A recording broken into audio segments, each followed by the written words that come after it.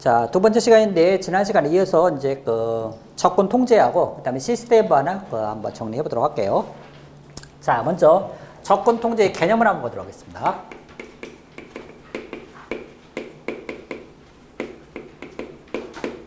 접근 통제가 뭐냐? 접근 통제는 우리가 접근 제어라고도 얘기를 했습니다. 영어로는 액세스 컨트롤이에요.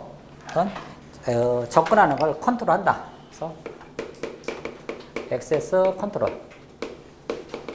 우리말로 번역하게 되면 접근 통제, 그 다음에 접근 제어라고도 얘기를 하게 됩니다. 그럼 개념상 이런 게 돼요. 자, 우리가 사랑하는 두 사이에 앨리스하고 밥이 있습니다. 이쪽은 자, 그룹으로 보면 앨리스하고 밥이 있고요. 그 다음에 이들의 그 데이트를 방해하는 이브와 멜로디가 있어요. 이브와 멜로디. 그래서 앨리스와 밥은 이들은 접근이 허락되어 있는 합법적인 사람이야. 그 다음에 이브와 멜로디는 어느 부분에 접근하지 말아야 될 합법적이지 않은 사람들입니다. 접근이 허락되면 안 되는 그런 그 사람들이야. 그래서 이들을 우리가 말하면 주체라고 얘기를 합니다. 보통 이제 그 주체는 사람일 수도 있고 그 다음에 시스템일 수도 있는데 지금 여기는 제가 이 주체를 사람을 이렇게 비유해서 앨리스와 밥, 그 다음에 이브와 멜로디에서 주체로 이렇게 표현을 했습니다. 자, 그 다음에 우리가 이제 그 어느 서버에 접근한다고 가정을 해보죠. 여기에 이제 그 서버가 있습니다. 자, 이 서버를 우리가 뭐라냐면 객체라고 얘기를 해요. 어떤 물건일 그 가정에서 이 서버가 있다 가정을 해볼게요. 그러면 자, 이들이 이쪽으로 일단 접근하겠죠. 접근하게 됩니다. 그러면 이쪽은 합법적이기 때문에 접근을 당연히 허가를 해줘야 되겠죠. 접근을 일단 승인을 해줘야 된다. 접근 가능하고. 그다음에 이쪽은 접근이 어떻게 된다? 접근을 막아야 된다. 접근을 불가능하도록 해줘야 돼요. 즉, 이쪽은 통과가 돼야 되고, 그 다음에 이쪽은 막아야 된다는 얘기입니다. 자, 그래서 우리가 지금 이런 그 이런 부분을 우리가 인증이라고 얘기를 합니다. 인증은 우리가 아까 기밀성, 무결성, 가용성 다뤘고, 기밀성, 무결성, 가용성 다뤘고, 그 다음에 인증과 부인 방지를 다뤘죠. 인증은 진짜 그 사람인지 확인해 보는 거 우리가 인증이라고 했습니다. 즉, 이 서버에 접근할 수 있는 진짜 합법적인 사람인지 아닌지를 뭔가 확인해 보는 그런 과정을 인증이라고 얘기합니다. 인증. 그래서 접근 통제는 크게 보게 되면 3단계로 이루어져요. 자, 식별, 그다음에 인증, 인가가 있습니다. 인가. 그래서 식별, 인증, 인가가 있는데요. 자, 식별, 인증, 인가가 있는데 이 식별은 자, 우리가 대표적으로 이 식별이라는 것은 어떤 것을 확인해 보기 때문에 하나의 예가 이런 겁니다. 아이디. 자, 우리가 어느 시스템에 접근할 때는 아이디하고 패스워드를 입력하죠. 아이디하고 패스워드를 이렇게 입력하게 되는데, 그러면 엄격히 보게 되면 이 두 개는 나눠져 있다는 거예요. 나눠져 있게 되는데, 식별은 내가 누구인데 이 아이디라는 것은 우리가 간단한 예로 뭐 주민등록 번호나 이름이나 이런 거 생각해 보시면 돼요. 내가 누구인데 이쪽에 접근하고 싶다. 이런 식으로 얘기를 합니다. 그러면 두 번째 단계는 그러면은 네가 그 사람인지 증명을 해보라고 그래요. 증명. 그러니까 뭔가 verify, prove, 그러니까 이런 식으로 네가 그 사람인지 입증을 시켜달라는 거야. 여기는 어찌 보면 입증하는 거예요. 그 사람이 맞는지 확인해보는 겁니다. 이런 걸 우리가 verify 한다고 해요. 확인해봐야 되겠죠. 아무나 여기 접근하면 돼요, 안 돼요? 그래서 일반적으로 아이디하고 패스워드가 동일하면 어떻게 해요? 시스템이 접근할 수 있는 거죠. 근데 이 패스워드가 다르면은 당연히 접근을 막아야 되겠죠. 아이디가 달라도 막아야 됩니다. 그래서 일반적으로 아이디는 변경을 해요, 안 해요? 변경 안 하죠. 그렇지만 뭐는 바꿔요? 패스워드는 우리가 주기적으로 바꾸라고 합니다. 주기적으로 바꿔주는 걸 우리가 패스워드는 주기적으로 바꿔줘야 돼요. 그러니까 보통 뭐 60일이나 90일 단위로 어느 회사 같은 경우는 강제적으로 바꾸게 해요. 그래서 이제 그 90일 지났는데도 바꾸지 않게 되면 시스템 접근을 막아버리는 겁니다. 그러니까 그런 식으로 약간 강제적으로 바꾸는 이런 기법이 또 사용이 되게 됩니다. 즉, 이 패스워드 같은 경우는 그 사람이 이제 확인해보는 그런 과정이야. 그러니까 여기도 동일하게 이 사람들이 이런 그 사람들이 확인할 때 이런 인증 과정에 이런 패스워드 같은 걸 확인을 한다는 얘기예요.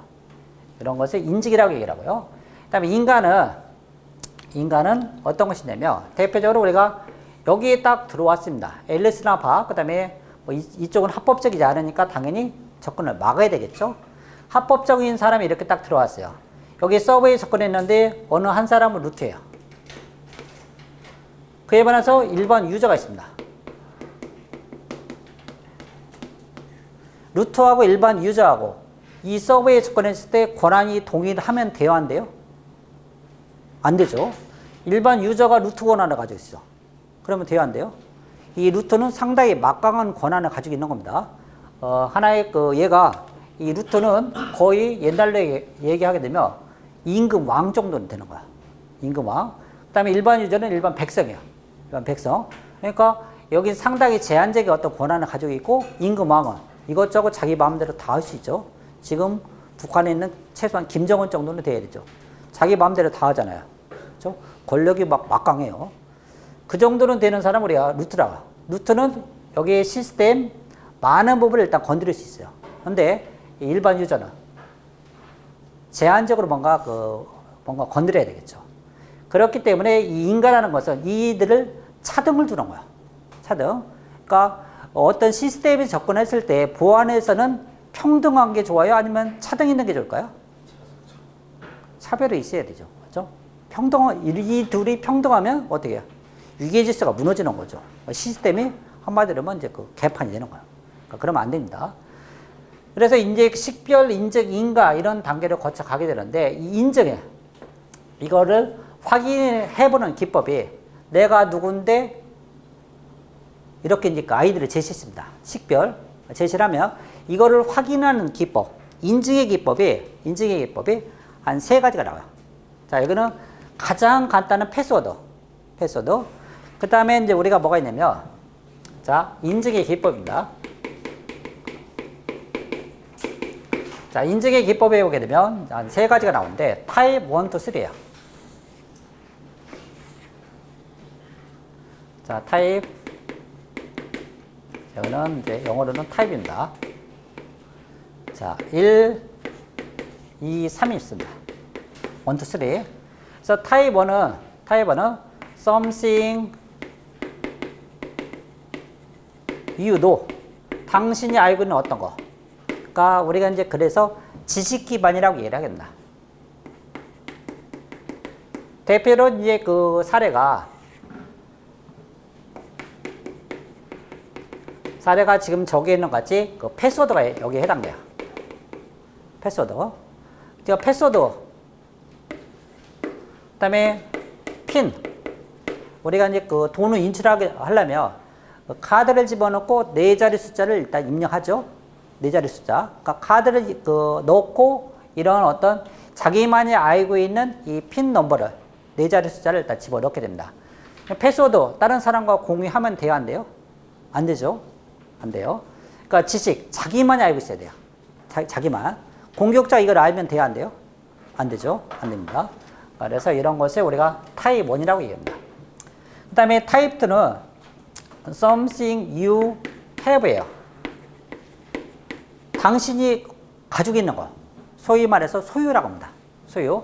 물건을 제시하는 거야. 물건. 자, 예를 들어서 여러 가지가 있지만 뭐 신분증이라든지 그 다음에 스마트 카드, 그 다음에 뭐 토큰 같은 것도 있습니다. 그러니까 당신이 몸에 지니고 있는 그것을 한번 제시해봐라. 이런 식이에요. 물건을. 그러니까 물건을 가지고 있어야만이 그 사람이 그 사람이 맞는지 확인을 해볼 수 있다는 겁니다. 이런 것이 타입 2의 수요 기반 타입 2. 그다음에 세 번째는 something you are. 존재라고 합니다. 존재. 그래서 이제 이 타입 3가 최근에 많이 주목받는데, 자, 예를 들어서 우리는 생체 인증 같은 게 여기에 해당되는데, 홍채, 그다음에 망막,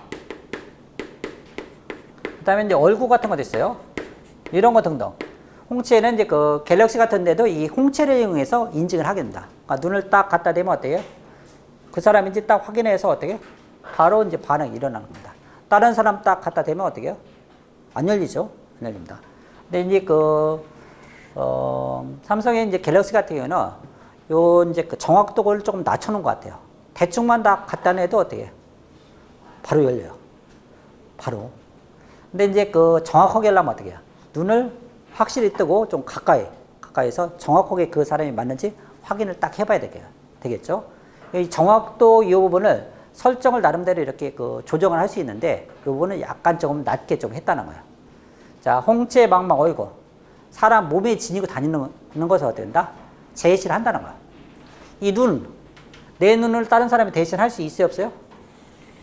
안 되죠. 안 돼요. 그렇기 때문에 이거는 함부로 할 수 없습니다. 즉, 여기서 식별 인증에 보면 그 사람인지 확인하는 기법이 몇 개? 이런 식으로 타입 1, 2, 3로 이렇게 나눌 수 있다는 거야. 이렇게. 그러면 비용을 한번 볼까요? 비용을 보게 되면 어디가 가장 비쌀까요? 이쪽이 가장 비싸겠죠. 비싼 거고, 가장 저렴한 것은 여기가 가장 저렴한 겁니다. 그 다음에 이건 한 중간 정도가 되겠죠.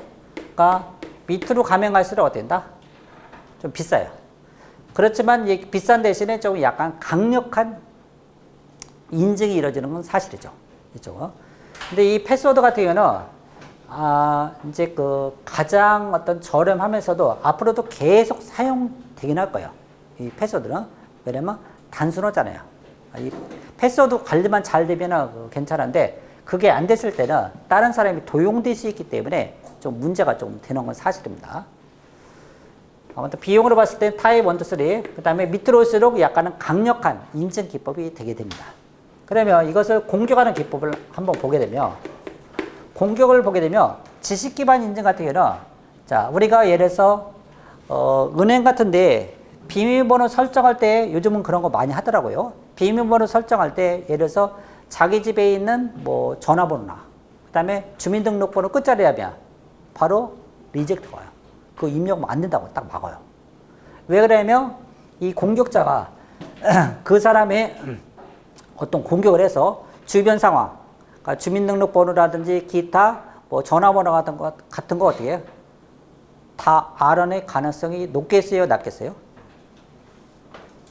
높아요. 왜 높으냐면 지금 최근에 그 사례를 보게 되면 개인정보보호법이 예를 들어서 우리의 어떤 정보, 제 정보라든지 여러분의 정보가 주민등록번호라든지 이런 것들이 중국에 그 우리 이제 그 개인정보 지금 주민등록번호가 약 한 2억 개 정도가 유통이 되고 있다 그래. 2억 개. 우리 인구가 얼마예요? 5천이죠.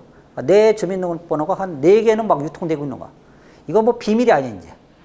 그거 가지고 뭐 다른 것도 할 수 있다는 거야. 그러니까 은행은 비밀, 즉, 이제 주민등록번호 말고 다른 것도 같이 이렇게 확인을 많이 하죠. 주민등록번호, 그거 당연히 대입해보겠어요, 안 하겠어요? 해보죠.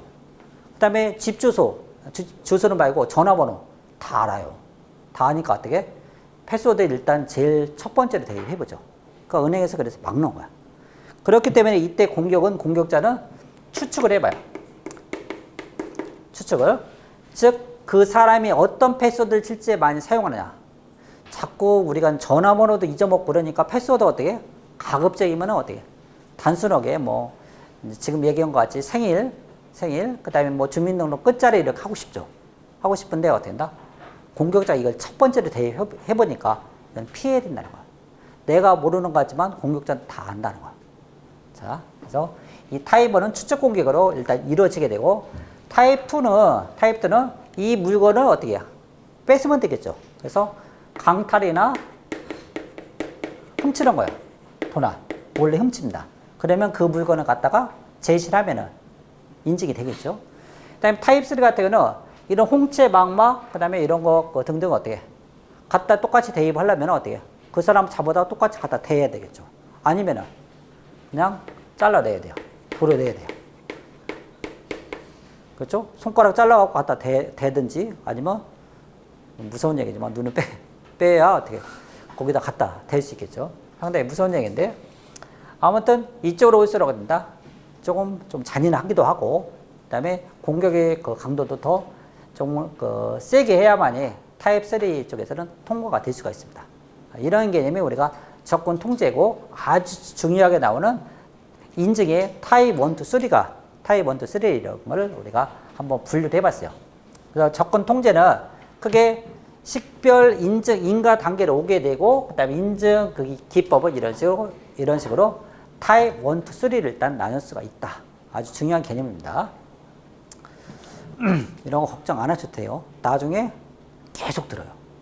2번, 3번. 지금 아주 중요한 것만 하고 그다음에 우리가 이제 보안에서 다루는 이런 접근 통제가 뭔지 이런 전체 습을 이렇게 알고서 앞단은 착착착 이렇게 들어가는 건 느낌이 틀려져요.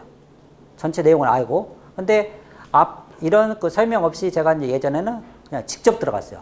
책으로 들어가 보니까 단편적인 지식이 뭔가 축적이 돼야 되는데 그게 잘 안 되는 거야. 그래서 제가 일단 첫 번째로 시간이 좀 걸리더라도 전체 습을 일단 이렇게 한번 짚고서 넘어가는 겁니다.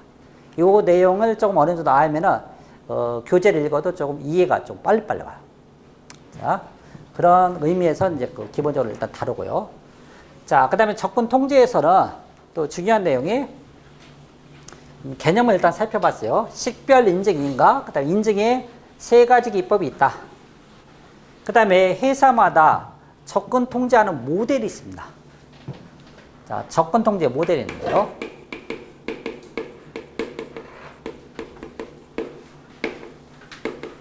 접근 통제 모델이 3가지가 나와요. 자, 제일 첫 번째 접근 통제 모델은 맥이라는 게 있습니다. 자, 이 AC는 액세스 컨트롤이고요. Mandatory Access Control이에요. 자, Mandatory Access Control인데 강제적이라는 얘기입니다. 그래서 이 맥은 제일 첫 번째 군에서 이것을 제일 첫 번째 사용을 했어요.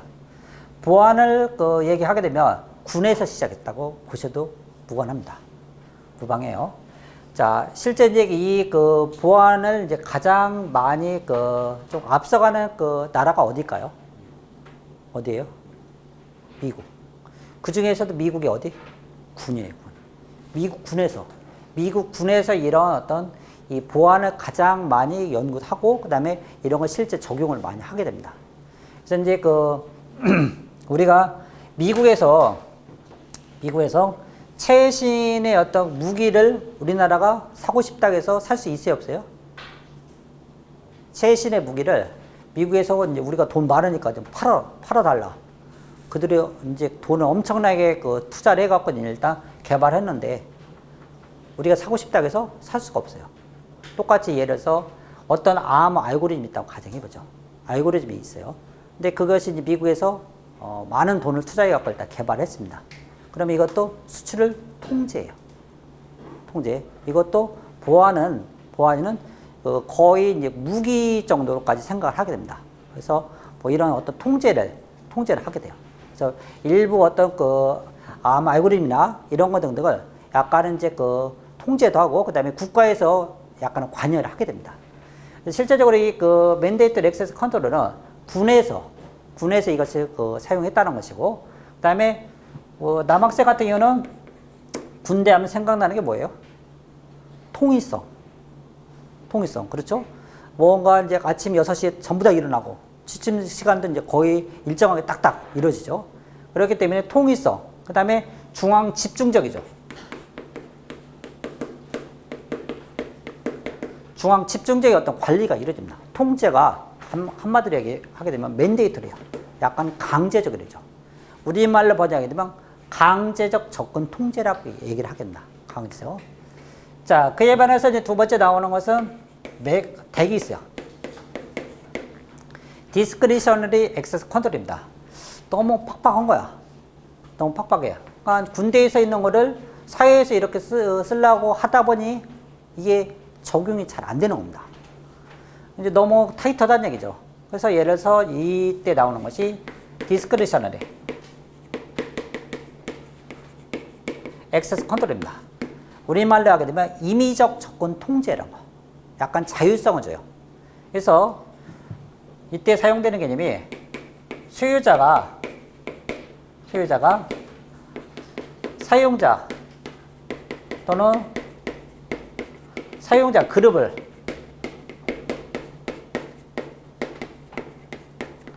임의적으로 통제합니다. 임의적으로 통제. 약간 자율성을 준다는 거야. 자율성을. 그래서 이거는 덱이라고 얘기합니다. 임의적 접근 통제. 그러면 우리가 이제 그 비유가 이 소유자가 있고 사용자가 있어요. 소유자, 물건의 주인이 있고 그다음에 이것을 사용하는 사람입니다. 그러면 우리나라만의 어떤 그 이제 부동산 제도 중에 전세 제도라는 게 있어요. 전세 제도. 제가 오늘 이제 그 무슨 사설을 읽다 보니까 몽고에 그 사시는 분이 있는데 몽고도 저는 그거 보고 참 놀랐어요. 몽고도 막 부동산 거품이 엄청난가 봐요. 몽고도. 그래서 한 달 월급이 아니 한 달이 아니라 1년 월급이 360만 원인데 근데 집값이 얼마나더라? 이게 한 몇십 년 그 벌어야만이 그 살 수 있는 그 정도의 어떤 부동산 거품이 있다고 하더라고요. 몽고도. 그래서 이제 거기는 우리나라는 이제 전세제도가 있는데 외국에는 전세제도가 있는 나라가 그렇게 많지가 않아요. 그러니까 대다수가 월세예요. 월세. 제가 아는 사람이 이 호주로 유학을 가는데 호주는 전부 다 월세래요. 거의 주 단위로 월세를 내는데 엄청나게 비싸더라고요. 주 단위로. 그래서 이제 그나마 우리나라 전세는 나중에 돈을 다시 찾잖아요. 그래서 조금 낫다고 얘기는 하더라고요. 근데 실제 전세 사는 분은 조금 막 애로점이 좀 있죠. 왜냐면 2년마다 이제 그 이사 다녀야 되고 또는 눈치도 또 봐야 되고 주인 눈치도 봐야 되고 아무튼 자기가 이제 가족이 있으면 그거 괜찮은데 사용자가 되다 보니까 좀 그렇다는 얘기야. 월세보다는 낫죠 그래도 월세보다는. 자 아무튼 소유자가 사용자 이거를 집을 빌려줄지 말지를 누가 결정하는 거예요? 이쪽이 결정하는 거죠. 여기다 주로 뭐를 보겠어요? 그 사람이 가진 돈, 그 다음에 잘 사용할지 말지 이런 걸 보고 판단하는 거야. 이런 식으로. 이런 개념 우리가 덱이라고 보시면 돼요. 덱. 그러니까 약간 임의성, 자율성을 좀 준다는 얘기예요. 일단 그렇게 봐주시고 크게 이렇게 돼 있고요. 그 다음에 세 번째는 자 이런 거 저런 거 맥, 덱 이 둘이 각각의 뭐 장단점이 있어요. 너무 타이트하죠. 너무 풀어줬어요. 그래서 나오는 개념이 또 뭐냐면 R100이 있습니다. 롤 베이스드 액세스 컨트롤이에요. 자,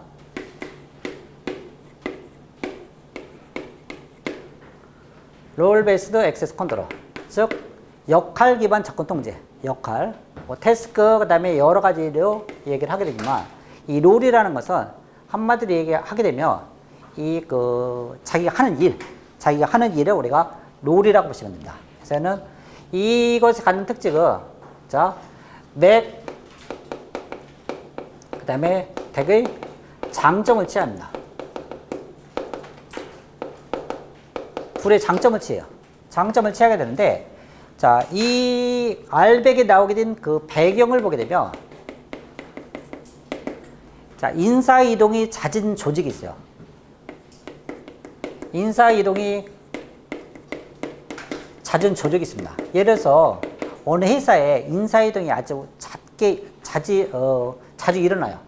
인사이동이 아주 자주 일어나는 그 조직에서 예를 들어서 어느 프로젝트를 일단 수행을 하는데 이 프로젝트가 장기적으로 가는 게 아니라 어느 기간 동안 하고 또 해체하고 또 다르게 하고 뭐 이런 식이 있다든지 그다음에 인사이동이 계속 발생하게 되는데 이때 나올 수 있는 그 현상 중에 하나가 뭐가 있냐면 오서라이제이션 크립이라는 현상이 발생합니다. 오서라이제이션 크립은 이런 식이에요. 어느 직원이 자, 인사이동이 계속 발생한다는 겁니다. 인사이동이 잦은 조직인데 어느 그 직원이 이 제일 처음에 입사해서 총무과 일을 하고 있었어요. 총무과 일을 하다가 이제 그 옆에 대개 보면 총무과하고 인사과하고는 일단 같이 많이 있거든요. 그래서 인사과랑 인사이동 이동이 있어요. 그러니까 바로 옆에 있으니까 인사과 일을 하면서 총무과 일을 일단 좀 같이 봐줘요. 이쪽에 아직 직원이 왔는데 조금 잘 몰라요. 그러니까 업무를 좀 알려줘야 되겠죠. 알려줘야 되니까 인사과에 있지만은 총무과의 어떤 시스템 접근을 자꾸 하게 됩니다. 그러다가 인사과에 있는 이 직원이 또 회계과로 갔어요. 회계과로. 그러니까 이런 식으로 계속 인사이동이 있었어요. 인사이동이 있으면 회계과로 갔으면 인사과, 그 다음에 총무과를 딱 어떻게 끊어버려야 되죠. 끊어버려야 되는데 이 부분이 어떻게 된다? 계속 추가되는 거. 추가돼갖고 하나하나 어떤 그 권한이 어떻게 된다? 끊지 않고 계속 추가돼서 이런 부분에 불법으로 일단 접근할 수 있는 이런 가능성이 높다는 겁니다. 인사이동 잦은 조직에서. 그래서 이제 R100이라는 게 나오게 된 그 배경이 자, 이런 식이 돼 있어요. 자, 모델을 보게 되면 자, 앨리스, 밥, 이브, 멜로리가 같은 회사에서 일을 합니다. 일을 하는데 이쪽에 역할이 있어요. 예를 들어서 총무, 인사, 회계. 총무, 인사, 회계 있어요. 그 다음에 이쪽에 일단 그 시스템이 있다고 가정해보죠. 그래서 얘는 우리가 이제 그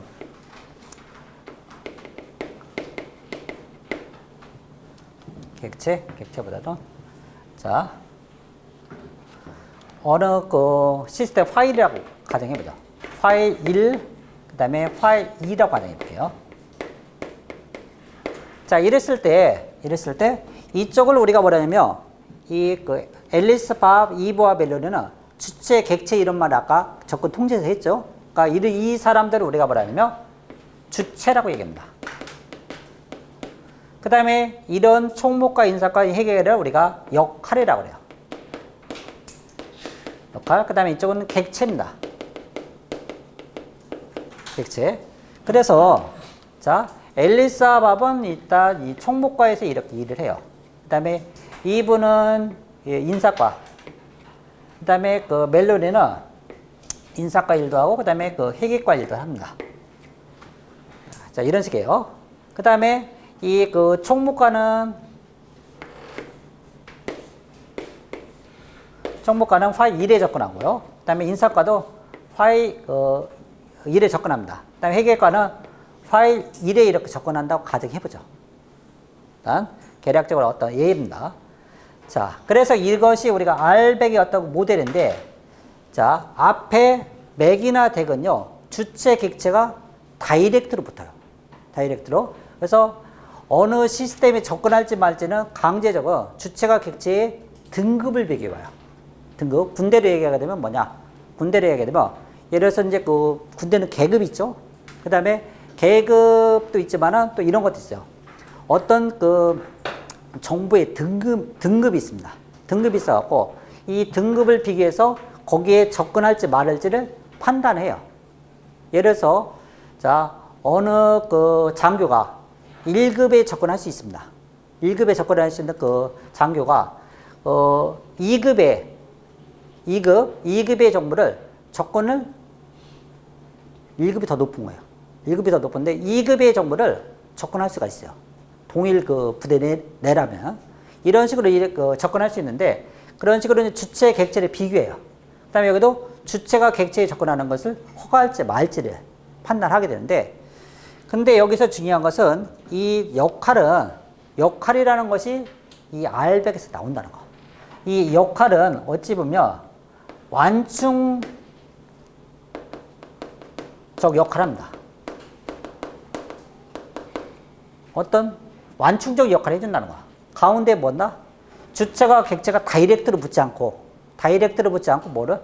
이 역할에 매핑을 시켜주는 거야. 역할에. 그래서 이쪽, 즉, 그 주체와 역할 간은 자주 변경이 돼요. 여기는 인사이동이 잦은 그 조직하게 있습니다. 그러니까 여기는 그 자주 변경이 됩니다. 그에 반해서 이쪽 같은 경우는 자, 역할과 객체는 자주 변경이 얘는 안 돼요. 얘는 자주 변경이 되는데 이쪽은 자주 변경이 안 됩니다. 그러니까 이쪽에 인사이동이 잦게 많이 발생한다는 얘기죠. 그럼 인사이동이 예를 들어서 앨리스가 인사과를 가면 얘를 이쪽으로 매핑만 시켜주면 돼요. 똑같이 이 밥이 회계로 오면 회계 쪽으로 일단 매핑을 시켜주면 되죠. 그런데 이쪽은 어찌 보면 우리가 시스템 구축한다고 한번 생각해보죠. 시스템 구축. 우리가 회사에 어떤 ERP나 이런 걸 구축한다고 했을 때는 뭐 총무과는 어느 부분에 접근하고 그 다음에 인사과는 어디에 접근한다. 이게 쉽게 바뀌어요? 잘 안 바뀌죠. 한번 매핑을 해놓으면 일단 이렇게 돼요. 그 다음에 여기는 인사와 어떤 연동돼서 자주 변경이 되게 됩니다. 그래서 RBA 갖는 특징은 앞에 맥, 덱은 이게 있어요, 없어요? 완충적 역할이 없어요. 근데 이쪽은 뭐가 있다? 이런 거 있다는 거. 즉, 이 그 역할이 주체 객체 사이에 있다는 거예요. 그래서 그 어떤 완충적인 역할을 해주는 것이 R100이 됩니다. 그러니까 최근에 어떤 사회 현상 이런 것과 많이 맞아 떨어지는 거죠. R100.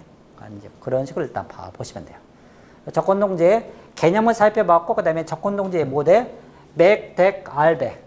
이런 식으로 3대 모델이 있다. 시험에 자주 나오니까 이것도 꼭 챙겨주시고요. 자, 다음은 이제 시스템 보안으로 넘어가도록 할게요.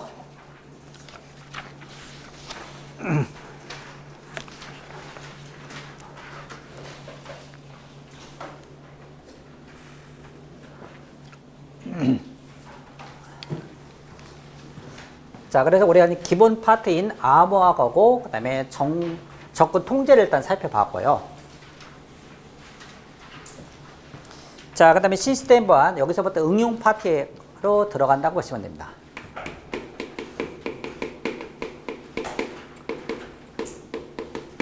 자, 시스템 보안은, 자, 크게 이제 제일 첫 번째, 자, 우리가 클라이언트 보안입니다.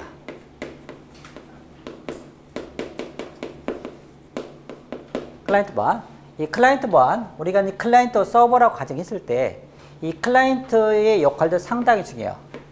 예를 들어서 바이러스가 감염된 것을 가지고 서버에 접근하게 되면 서버가 바이러스 감염되면 전체에 많이 영향을 주겠죠. 그렇기 때문에 이 클라이언트도 이 보안에 충실하게 일단 해야 되고 하게 되는데, 그래서 이 클라이언트 보안에서 우리가 이제 다루게 되는 것은 그래서 바이러스라는 걸 다루게 됩니다. 소위 악성 코드라고 하는데 이런 바이러스의 종류 이런 것 등등을 살피고요. 그 다음에 클라이언트 보안할 때는 우리가 사용자 보안이라 이런 표현을 하게 돼요. 사용자 보안. 즉, 어느 시스템을 사용할 때 사용자도 보안에 충실해야 돼요. 그렇지 않게 되면 이 클라이언트든 서버든 전부 다 보안에 충실하지 않게 되면 제대로 이제 시스템이 조금 역할을 못할 수도 있죠. 자, 그 다음에는 우리가 이제 서버 보안 쪽으로 일단 볼 수 있습니다. 서버 보안인데요. 클라이언트 보안, 서버 보안이고요. 그래서 이 서버 보안에는 이런 걸 다루게 돼요. 자, 제일 첫 번째 우리가 보안 운영체제가 있습니다.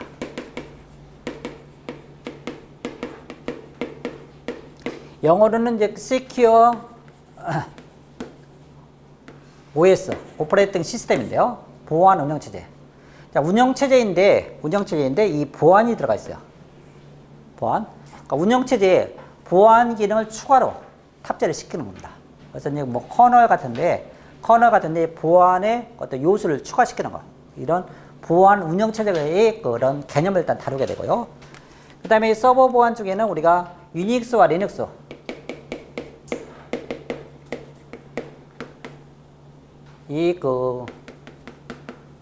리눅스와 유닉스 이런 서버 OS 특징 이런 것도 살피게 되고 그 다음에 또 이제 일반 유저들이 많이 사용하는 윈도우 서버바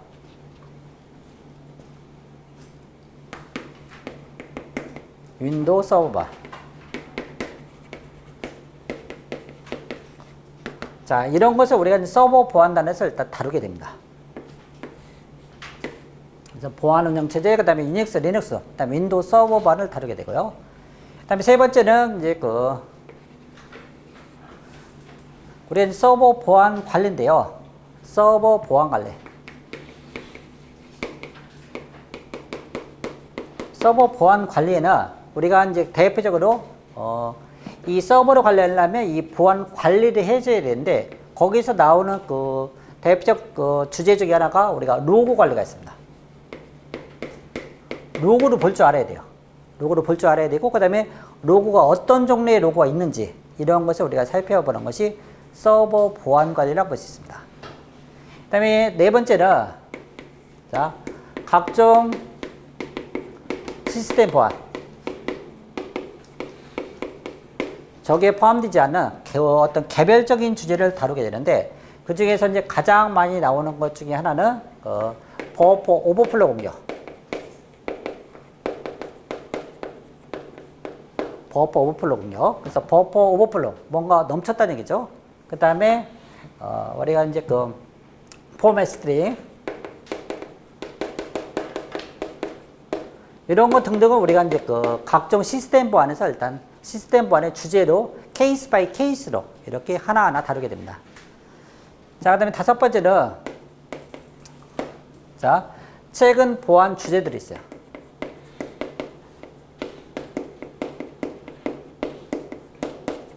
최근 보안 주제는 우리가 이제 다루는 그 주제는 블록체인, 그 다음에 IoT, 사물 인터넷이라고 하죠. 사물 인터넷, 인터넷 오브 싱인데 사물 인터넷. 그 다음에 클라우드, 이런 거 등등을 우리가 다루게 된다. 여기에 이제 추가로 랜섬웨어도 있고요. 랜섬웨어.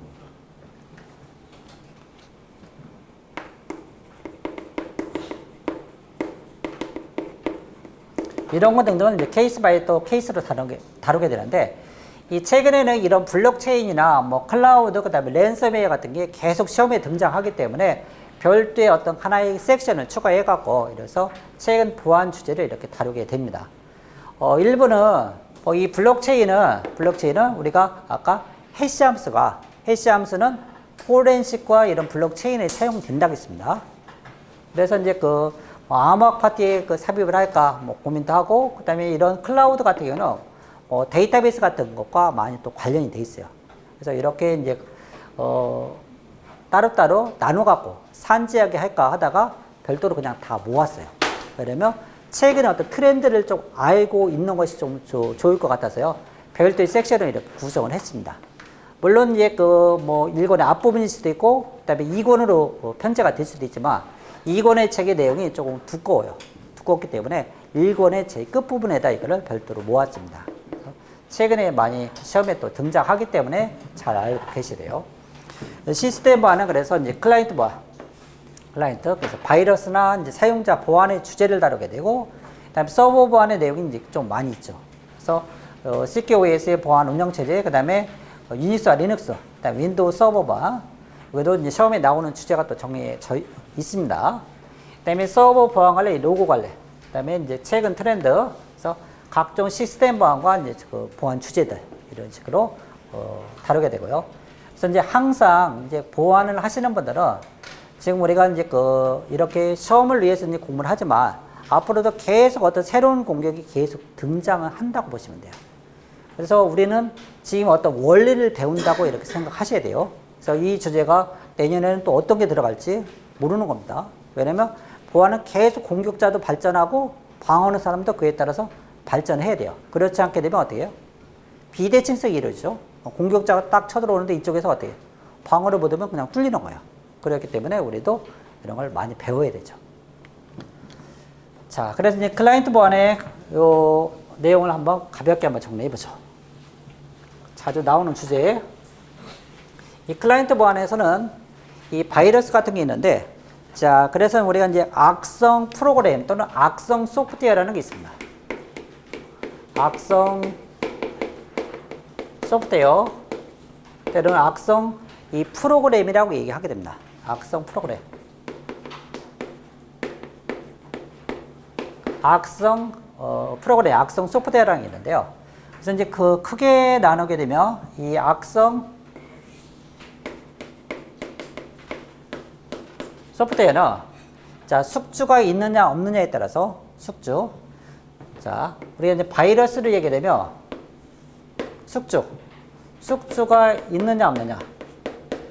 우리가 바이러스 얘기할 때 이 숙주가 있느냐 없느냐, 뭐 기생하냐 안 하냐, 뭐 이런 식이에요. 그래서 이제 숙주가 없는 거를 우리가 있는 거를 우리가 뭐냐면 이 종속형이라고 해요.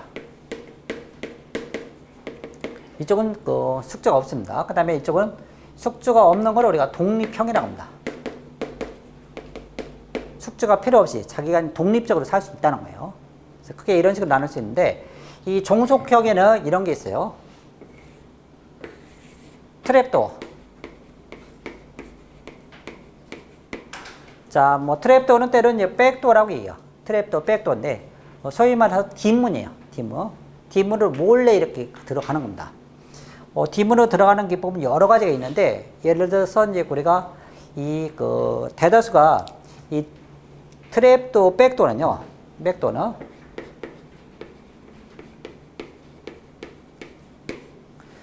뒷문은 어떤 유지 보수를 편리하게 해서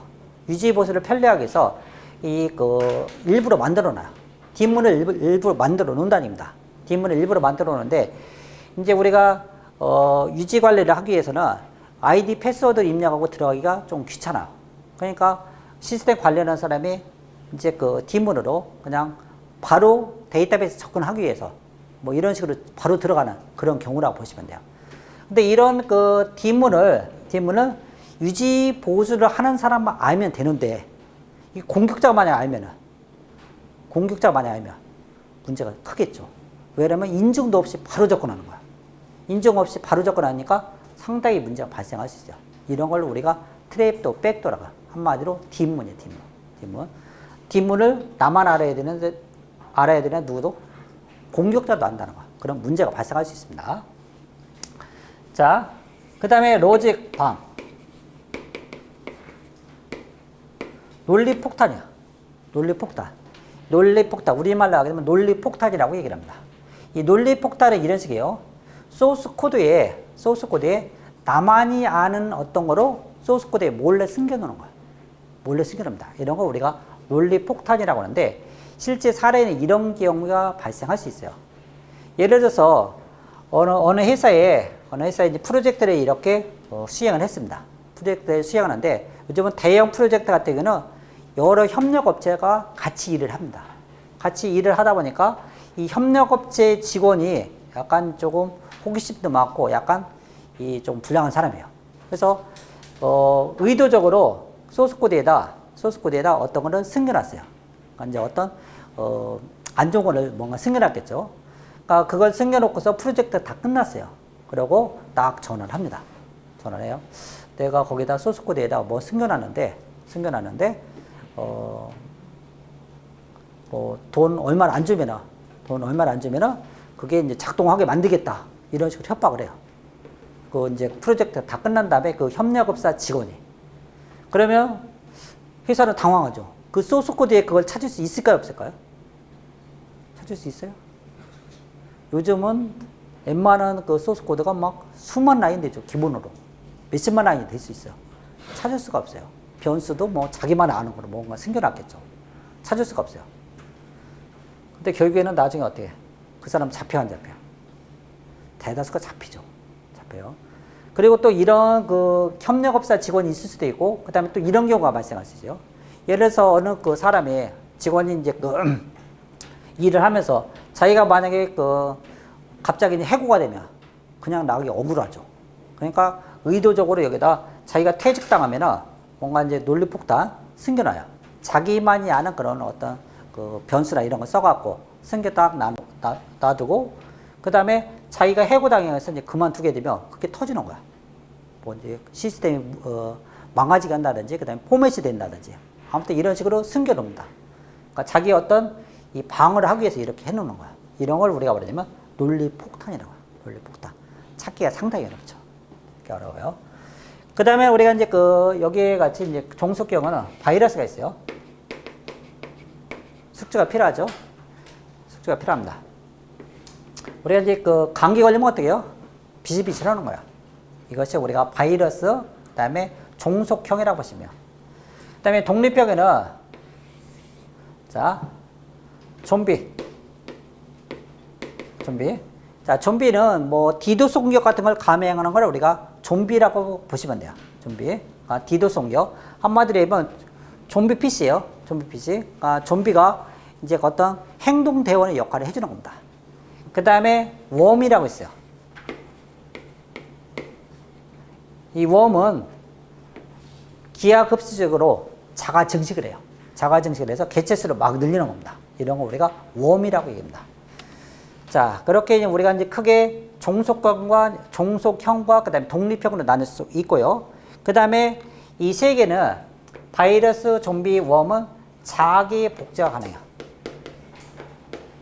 자기 복제가 가능하다는 얘기는 자가 증식을 한다는 거예요. 개체수가 막 엄청나게 늘어날 수 있다는 거죠. 바이러스, 그 다음에 좀비, 웜, 그 다음에 뭐 트랩도 로직법은 아니고요. 아무튼 악성 소프트웨어 프로그램을 이렇게 나눌 수가 있습니다. 그래서 여기에 악성이라는 말은요, 악성이라는 것은 악의가 있다는 거예요. 악의가 있습니다. 그러니까 이 악이라는 거는 어떤 얘기가 되냐면, 자, 우리가 하나의 예가, 자, 개발자가 있고 사용자가 있습니다. 개발자가 있고 사용자가 있는데, 개발하는 사람과 사용자가 있죠. 자기가 개발하고 자기가 사용하게 되면 이런 악의가 있는 거를 만들까요? 안 만들까요? 바보 아닌 이상 안 만들겠죠. 근데 자기가 만들고 사용하는 사람은 어떻게 된다? 골탕 먹기 위해서.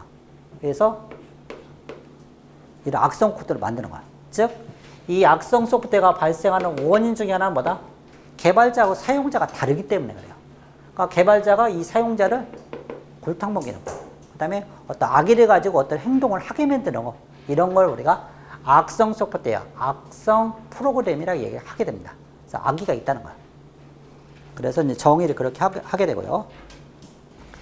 자, 다음에는 우리가 이제 그 버퍼 오버플로 공격을 한번 볼게요.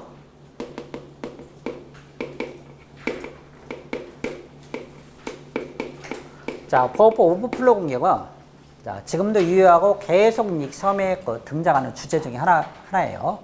그래서 버퍼 오버플로 공격은 이런 겁니다. 오버플로야. 뭔가 넘쳤다는 거야.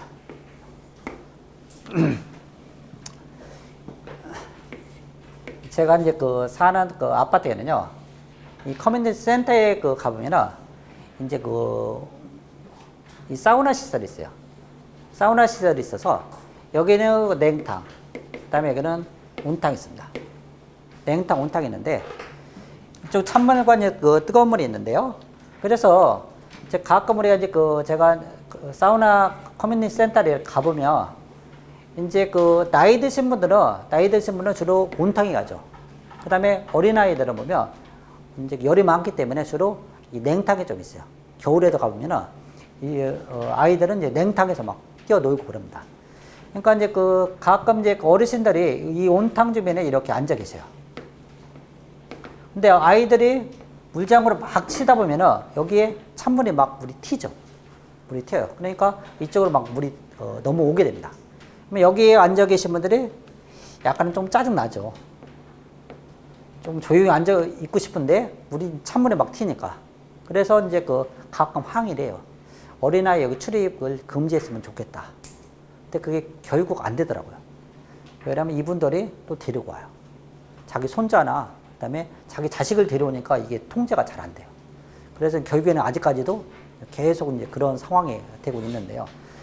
그래서 지금 문제는 이 문제가 발생하는 이유 중에 하나는 이 냉탕과 온탕 이 부분에 이 부분이 높이가 좀 낮기 때문에 그래요. 대다수 목욕탕 하면 그렇죠. 이게 칸막이가 그렇게 크게 높게 이렇게 안 됐죠. 이거를 그럼 해결하려면 어떻게 될까요? 냉탕과 온탕의 이 부분은 어떻게 좀 높게 하면은 물이 튀지가 않겠죠. 즉, 이 얘기는 오버플로가 됐다는 것은 이 냉탕에 있는 것이 이쪽으로 넘쳐서 이렇게 들어오는 거야. 오버플로가 된다는 거야. 오버플로가 돼서 어떻게 이쪽에 있는 물은 좀 귀찮고 어렵게 만드는 거죠. 자, 그래서 이런 버퍼 오버플로도 실제 버퍼의 오버플로가 발생해서 공격을 하는 겁니다. 공격을 하는 거야. 이쪽에서 이쪽을 공격하는 거야. 이쪽을. 자, 그럼 간단한 제가 이제 하나 한번 C언어 간단한 거 한번 해보고서 한번 해볼게요. 예를 들어 이런 게 딱 가정해 볼게요. 메인 함수가 있습니다. 그래서 캐릭터 A, 그 다음에 F 펑션이 있다 가정해 볼게요. 그 다음에 리턴. 이렇게 있습니다. 크게 문법은 신경 쓰지 마시고 그냥 이런 게 있다. 그 다음에 보이드 F가 있습니다. 그 다음에 똑같이 해서 캐릭터 B가 있다 가정해 볼게요. 이렇게 해서 그냥 들어왔어요. 자, 그러면 이제 이거 하기 전에 우리가 스택이라는 걸 좀 알아야 되는데, 즉, 오버플로 공격 두 가지가 나오는데, 스택 오버플로와 그 다음에 힙 오버플로가 나옵니다. 그래서 스택의 개념을 먼저 보게 되면, 자, 우리가 참고적으로 스택. 자, 스택은 last in, first out입니다. 마지막에 들어간 것이 제일 첫 번째 나오죠. 그래서 우리가 이제 가장 간단한 예가 스택을 그릴 때 이렇게 그려요. 자, A가 들어오고 B가 들어오고, 그러면 이런 식으로 위로 하나하나가 어때요? 푸시가 된다고 하죠? 그럼 이걸 빼내는 걸 우리가 뭐라고 하죠? 팝이라고 해요, 팝. 자, 그래서 A 푸시, B 푸시, 그 다음에 C 푸시 했어요. 그 다음에 하나를 팝업해요. 중간에 있는 B를 꺼내요? 아니면 C를 꺼내요? C를 꺼내야죠. 제일 꼭대기에 있는 거 꺼내야 돼요. 그러니까 마지막에 들어온 것이 제일 첫 번째 나오는 거야. 첫 번째. 그래서 이제 이런 사례는 저는 뭐 이제 기억에 나는 게, 이제 가끔 보면은 이제 군대로 얘기하면 이제 선착순 할 때 제가 아는 분은 이런 식으로 하더라고요. 선착순 하면은 제일 1등한 사람 한 명만 빼내죠. 그 다음에 두 번째 1등한 사람 빼내요. 두 번째 1등한 사람 이렇게 빼내고 그러는데, 첫 번째 의도적으로 꼴찌예요. 그러니까 10명 있다면 제일 뒤에 서요. 그 다음에 또 한 바퀴 돌고 오라면 어때요? 제일 빨리 가는 거죠. 두 번째 1등 하는 거야. 요령 거예요, 요령. 그러니까 그래서 이 제일 뒤에 있는 사람이 이렇게 거꾸로 돌아서 다시 오면은 1등이 또 되는 거죠. 그래서 이런 순서로 되는 거 우리가 스택이라고 하는데, 자, 스택이 갖는 특징이, 자, 원래는 어떤 식으로 되어 있냐면, 자, 우리가 이제 스택은 사람이 관념적으로 만들어 놓은 겁니다. 컴퓨터는 0과 1 이외에는 몰라요. 그죠? 그러면 스택은 우리가 예를 들어서 이제 배열을 쓴다고 했을 때, 자, 차례대로 0, 1, 2, 3, 4 이런 식으로 증가하면서 이렇게 사용한다고 가정을 해보죠. 그러면 자, 제일 첫 번째 이 스택은 항상요, 어디서부터 어디까지가 스택인지 일단 알아야 돼요. 어디서부터 어디까지 스택인지 일단 알아야 되는데, 그래서 항상 이 바텀이 있고요, 바닥이라는 거요. 그 다음에 탑이 있습니다. 바텀과 탑이 있는데, 그래서 제일 첫 번째는 아무것도 없어요. 아무것도 없으니까 지금 이 그림으로 봤을 때는 제일 밑에를 가리키고 있어요. 0을 가리키고 있습니다. 그러면 만약에 이제 하나의 어떤 A라는 게 푸시가 됐다. 그러면 바텀은 여기가 있고 탑은 이쪽으로 이동을 하는 거야. 그래서 바텀과 탑 사이에 어떻게 된다? 데이터 하나가 있는 거죠.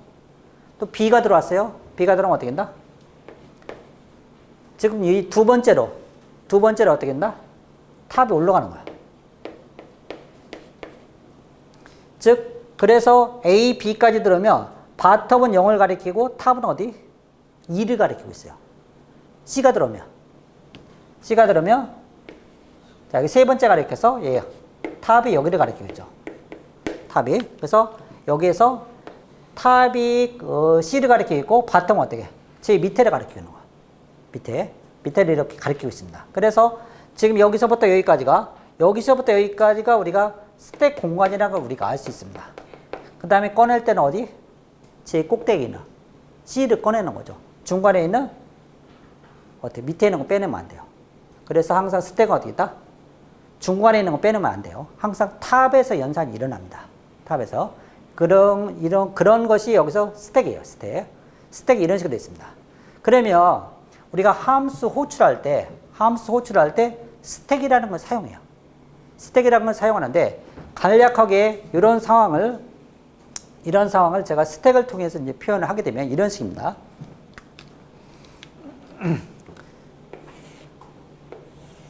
자, 예를 들어서 여기에 이제 캐릭터 A가 있다고 하죠.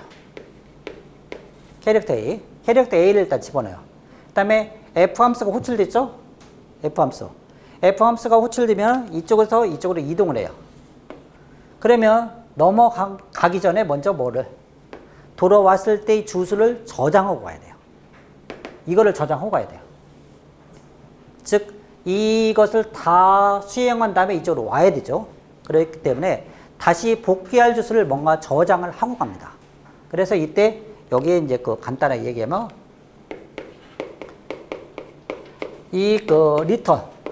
리턴할 주소를 일단 저장하고 가요.